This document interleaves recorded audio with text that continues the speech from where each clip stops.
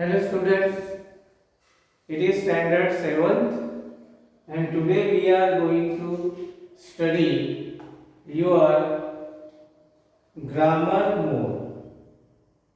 In grammar, in the first video of English grammar, we tried to understand the definition of sentence. What is sentence? Sentence is a group of words which have a complete sense. It gives us information and it has subject, verb and object. In the grammar, in the previous year, you have studied parts of sentence. Which are parts of sentence? Suppose in the definition under the sentence. Sentence means group of words. Group of words. Group of words having complete meaning or complete sense, and it has subject plus verb plus object. इसमें क्या होता है? Subject होता है, verb होता है, object होता है. अब ये जो सब्जेक्ट होता है, इस आधार से हम सब्जेक्ट किसे कहेंगे, सब्जेक्ट कौन हो सकता है, ये सारी जानकारी हमने प्रीवियस वीडियो में देख लिया है. अभी समय ये है कि जैसे हम आगे बढ़ना है हमें, तो इसके बाद हमने देखा था कि सब्जेक्ट और प्रेडिकेट ये दो मेन पार्ट होते हैं किसी भी सेंटेंस के, सब्जेक्ट और प्रेडिकेट. तो प्रेडिकेट यानी कौन सा पार्ट जो कहा गया है, और सब्जेक्ट यानी कौन सा पार्ट जो कह रहा है. ये दोनों एक्शन है और ये एक्शन है. ये एक्शन में वर्ब प्लस ऑब्जेक्ट दोनों आ जाता है. तो इसके बाद का टर्म्स हमने टाइप्स पढ़ा था. अब टाइप्स में हमने चारों टाइप्स पढ़ा. पहला असर्टिव सेंटेंस, जिसको आप डिक्लेरेटिव सेंटेंस कहते हैं. We declare any statement, we gives information, we talk about the universal truth, our habit, our routines, etc., etc. We can give many informations in the first form of type of sentence, that is declarative sentence. It has another name, assertive sentence. Assertive can be positive and negative because it is based on our likes and unlikes. We say many times positive sentences, many times negative sentences. So the assertive is divided into two parts, positive and positive means affirmative and negative. Then imperative sentence, sometimes we command, we request, we suggest, we advise someone. So this type of concept we express in imperative sentences. Sometimes we face any situation and make sudden or strong expression. These types of expressions are called exclamatory sentences. Here the next type is question. Questioning is our birthright. When we see anything, we make questions. When our teachers teach in the classroom, we make questions, try to understand the topic which is being done in the class। तो इस तरह से class में कोई activity हो रही है, घर में कोई एक्टिविटी हो रही है, कोई नई चीज आपके सामने आती है, तब हम क्या करते हैं, क्वेश्चन करते हैं। Questioning is our habit, so the question is known as interrogative sentence. It has also two types. The first is called verbal question and another is called WH question. Verbal question means कैसा, तो कई बार क्या होता है, हमें हाँ या ना में उत्तर चाहिए होता है। Do you complete your homework? You write, you answer yes sir, sometimes no sir. तो this types of questions belongs to verbal question. Sometimes we use WH word. WH word means जिनमें W और H आता हो, तो ऐसे word है where. Where लिखते हैं लेकिन वेयर इसका प्रोनाउंसिएशन। फिर वाट, ये जो वाट है इसको वाट बोलते हैं, वाट, वाई, वेयर, इस तरह से इनका प्रोनाउंसिएशन करना। तो ये जो WH वर्ड है इनका यूज करके हम फैक्ट जानना चाहते हैं, डिटेल में आंसर जानना चाहते हैं। व्हाट इज योर नेम, वो पूरा नाम बताएगा, अपना इंट्रोडक्शन देगा। वेयर डू यू लिव, तुम कहाँ रहते हो, तो वो गांव का नाम बताएगा, शहर का नाम बता सकता है। तो इस तरह से इन वर्ड का यूज करके जो क्वेश्चन किया जाए उसको WH क्वेश्चन कहते हैं।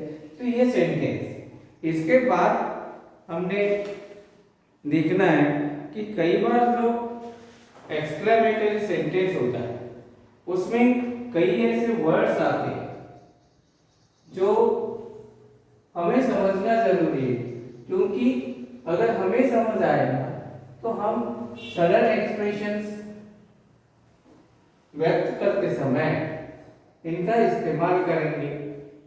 जैसे इनको क्या कहा जाता है, तो इनको कहा जाता है इंटरजेक्शंस। आपके टेक्स्ट बुक के पेज नंबर 7 पे दिया है इंटरजेक्शन। ये जो इंटरजेक्शन है ये एक्सक्लेमेटरी सेंटेंस का पार्ट होता है। तो इंटरजेक्शंस में sudden feeling, sudden emotion, our emotions and feelings are expressed. Sometimes we surprise, sometimes we have a joy, sometimes we have excitement, sometimes we have sadness, sometimes we are very interested। तो ऐसी situation में क्या करते हैं हम, कुछ words अपने मुंह से निकल आता है। ओह, आउच, ब्रावो, वाव। तो ये जो इमोशंस के आधार पर वर्ड निकलते उनके साथ में हम एक्सक्लेमेशन मार्क लगाते, जैसे वो, फिर वाव, फिर ग्रेट, कोई बहुत अच्छी चीज हो गई, ब्रावो, कुछ जीत लिया आपने, आउच। तो इस तरह से जो वर्ड यूज होते हैं, ये जो वर्ड है ये इंटरजेक्शंस है। These are the words which shows or express our joy, surprise, excitement, etc., etc.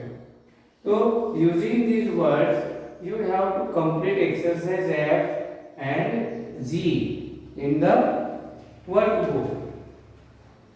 H exercise and I exercise also depended on WH words. Just like in the H exercise there is a question is the national motto of India. तो is the national motto of India, question mark लगाया, तो क्या national मोटो हो सकता है India का, तो तो क्या के लिए हम क्या यूज करेंगे, व्हाट यूज करेंगे, what is the national motto of India. इस तरह से हम यहाँ पर इंटरजेक्शंस का इस्तेमाल करेंगे। इसके बाद इंटरजेक्शन एक पार्ट्स ऑफ स्पीच है ना, तो इस पार्ट्स ऑफ स्पीच का इस्तेमाल एक्सक्लेमेशन में होता है। उसके बाद का जो टर्म है पेज नंबर 9 पर, वो है क्वेश्चन टैग। ये बहुत इम्पोर्टेंट है, इसे समझना और उतना ही इजी है इसे सॉल्व करना। क्वेश्चन टैग यानी क्या होता है, कई बार हम एक टैग लगाते हैं अपने वाक्य के पीछे में। क्यों लगाते हैं कि अगला जो सुन रहा है वो हमारी बात से सहमत है अथवा नहीं, ये हम तुरंत जानना चाहते हैं। तो टैग लगाकर हम ये समझने की कोशिश करते हैं। हम यदि पॉजिटिव सेंटेंस बोला है तो निगेटिव टैग लगाते हैं, निगेटिव सेंटेंस बोला है तो पॉजिटिव टैग लगाया जाता है।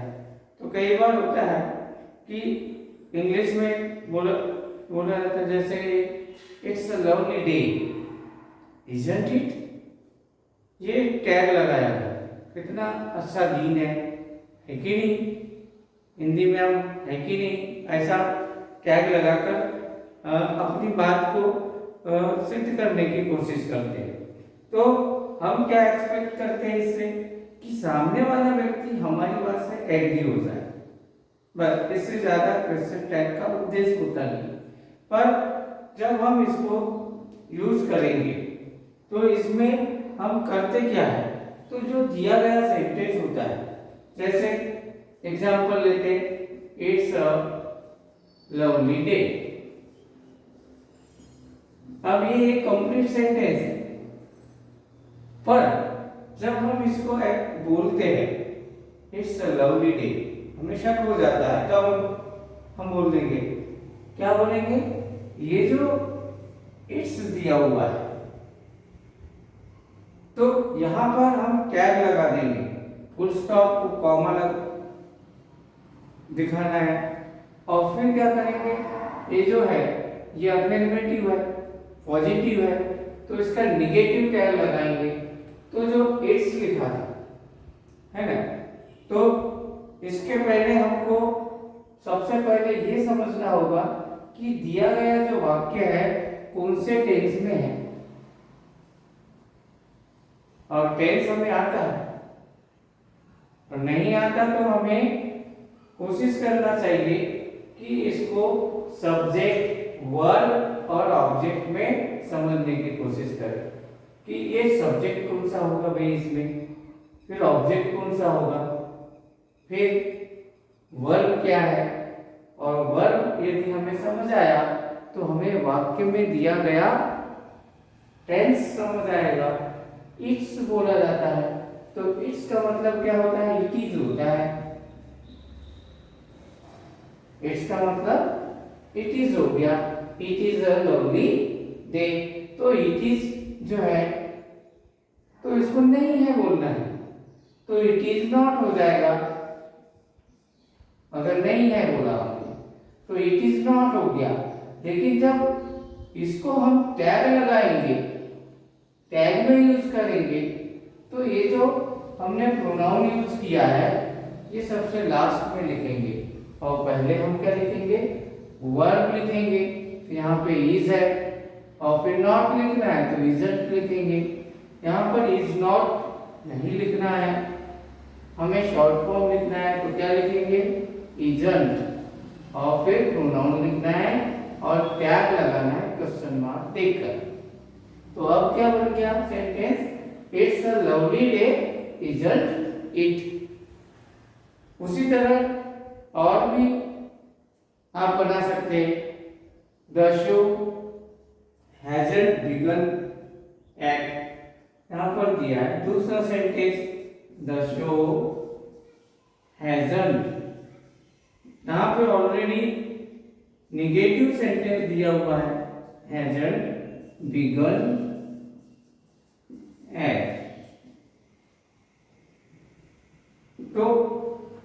इस सेंटेंस में निगेटिव सेंटेंस है, इसीलिए इसमें पॉजिटिव टैग लगेगा क्योंकि नॉट दिया हुआ है।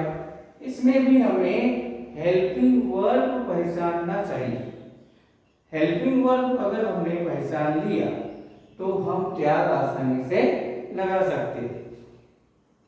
कई बार जो सिंपल फॉर्म होते हैं टेंस के, सिंपल प्रेजेंट, सिंपल पास्ट, तो दोनों में क्या होता है, हमें हेल्पिंग वर्ब अपनी ओर से ऐड करना होता है और फिर बाकी जो सब टाइप्स है टेंस के, उसमें क्या होता है ऑलरेडी दिया रहता है हेल्पिंग वर्ब। तो यहाँ पे हैज हेल्पिंग वर्ब है, इसको नॉट लगा हुआ है तो हैजंट है, तो हम इसका अपोजिट यूज करेंगे, पहले कॉमा फिर हैज लिखेंगे। अब जो यहाँ सामने शब्द आया ये देखेंगे कि ये नाम है या क्या है, सर्वनाम है, अर्थात नाउन है अथवा प्रोनाउन है। फिर हम ये क्या पता करेंगे कि ये लिविंग है या नॉन लिविंग है। यदि लिविंग है तो अकॉर्डिंग टू जेंडर यूज करेंगे, according to plural and singular use करेंगे, जो भी प्रोनाउंस यूज करने वाले हैं। तो इसमें ये बहुत जरूरी होता है कि सब्जेक्ट यदि नाउन है तो उससे रिलेटेड ही प्रोनाउंस लिखना है। यदि ये लिविंग थिंग होता, जैसे यहां पर लिख दो कि Ram is a good boy, तो इसमें टैग जब हम लगाएंगे तो इजंट ही, क्योंकि राम ये लड़का है, मैस्कुलिन जेंडर, तो ही यूज करेंगे। अगर राम की जगह कोई लड़की का नाम यूज करते हैं सीता, तो सीता ही क्या है, लड़की है, तो अब लड़की है इसलिए अब हम ही यूज करेंगे क्या, बिल्कुल नहीं करेंगे, सी यूज करेंगे। तो क्या हो जाएगा, Sita is a good girl, isn't she. इस तरह से टैग लगाते समय हमें दो तीन चीजें कंसीडर करनी है। पहले तो सब्जेक्ट लिविंग है या नॉन लिविंग है, दूसरा कि वो नाउन है प्रोनाउन है, तीसरा सिंगुलर है या प्लूरल है। अगर सिंगुलर नहीं है तो प्लूरल होगा, प्लूरल है तो दे लगता है, या कई बार जैसे कई बार तो दे ही यूज होता है, जैसे लेकिन हम वी का भी यूज कर सकते हैं ना, आरंट भी, ऐसा भी तो यूज हो सकता है। तो वी एंड दे इस तरह से टैग लगाया जाएगा। जैसे फ्यूचर टेंस का कोई सेंटेंस लिया जाए, अमर ऑन एग्री विथ मी, इसमें विल नॉट है, ऑन है मतलब विल नॉट है, नेगेटिव सेंटेंस है तो ऑन है तो विल लगेगा, विल ही लगा देंगे। तो इस तरह से क्वेश्चन टैग यूज करना है। और ये जो एक्सरसाइज जे है पेज नंबर 9 पर दी हुई है, इसे कंप्लीट करनी है। उसके बाद क्वेश्चन टैग लगाकर के एक्सरसाइज, उसमें तो ऑप्शनल दिए हुए हैं, मल्टीपल चॉइस है, तो आपको सिर्फ सेंटेंस देखकर, सब्जेक्ट देखकर और तीन चीजें जो मैंने बताया कि सब्जेक्ट के आधार पर टैग लगाना है, तो और टेंस का भी आधार रहेगा। तो सबसे पहले हमें दो तीन चीजें समझनी है। यहाँ पे उसका फॉर्मेशन होता है हेल्पिंग वर्ब प्लस प्रोनाउन। ये जो कंसेप्ट है ये हमें समझना जरूरी है। सब्जेक्ट, ये प्रोनाउन जो है ये सब्जेक्ट होता है।